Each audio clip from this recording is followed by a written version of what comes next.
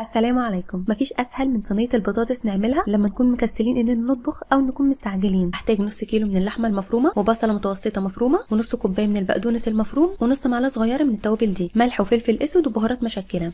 وجنبي هنا شويه زيت صغيرين علشان لما اشكل الكفته هحط كل المكونات على بعضها وبعدين بعجنهم كويس قوي مع بعض لغايه لما اللحمه تبقى شبه العجينه كده. بمسح ايدي كده بمسحه خفيفه قوي من الزيت علشان اللحمه ما بتلزقش في ايدي. ممكن تشكلوها صوابع او كور زي ما تحبوا، مش هتفرق. 3 بطاطسات هقطعهم يكون سمكهم تخين كده شويه علشان ما تتهريش معايا. بقلي فيه البطاطس نص تقليه، فلفل وطماطم وهحطهم في طاجن مع البطاطس. عندي هنا كوبايه من الميه على نص معلقه صغيره من كل حاجه، ملح وفلفل اسود وبابريكا وبهارات مشكله، وهزود عليهم 3 فصوص توم مفرومين ناعم. وبعدين هزود عليهم معلقتين كبار من صلصه الطماطم. اوزع الكفته على الخضار وبنزل عليها الخليط دوت وبدخلها فرن متسخن على درجه حراره 200 لمده تقريبا نص ساعه.